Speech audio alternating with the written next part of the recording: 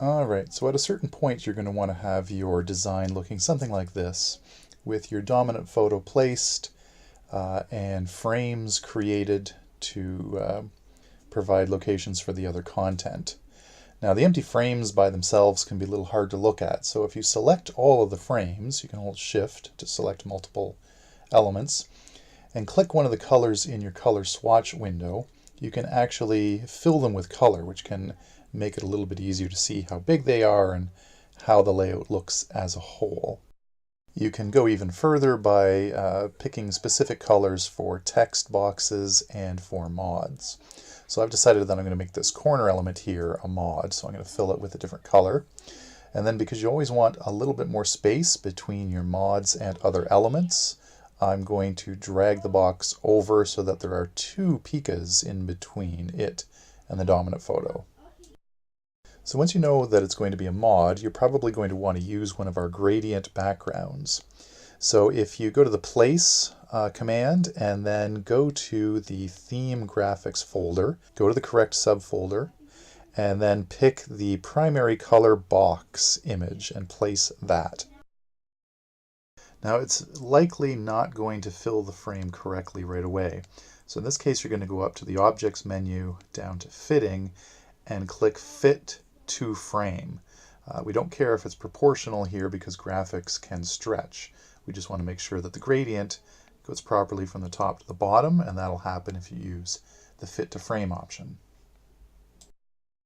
Now at the moment this could be a caption box or a mod, but either way you're probably going to want to make a new layer so that you can put things on top of this without accidentally selecting the graphic.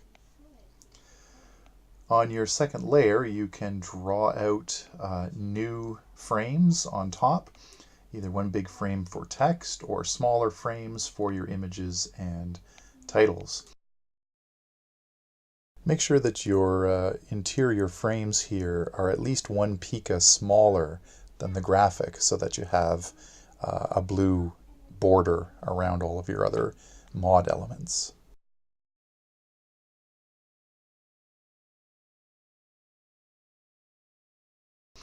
Remember that if you hold down Alt and click and drag, you can create copies of frames that you just made, which is really handy if you want to create 3 boxes of the same size.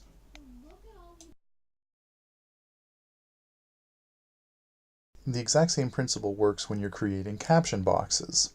So let's draw out a box here, and I'm going to have it overlap the dominant photo. And once you've got the box drawn out, you're going to go up to File and Place, and just like last time we're going to place one of the graphics, the theme graphics. But this time I'm going to use the tertiary color because I want it to be separate from the background for the mod and still be readable. Just like last time, you're going to go up to Object and down to Fitting and then Fit Content to Frame, and that will make sure that the gradient is correct. And then just like last time, go to whatever layer you're putting your text on and draw out a box or a frame that is 1 pica smaller on all sides than the graphic, and that's where you can put your caption.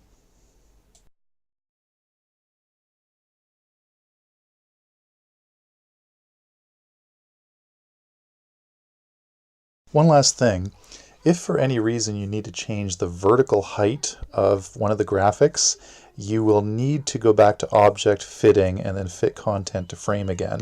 Otherwise, you'll be cutting off part of the gradient.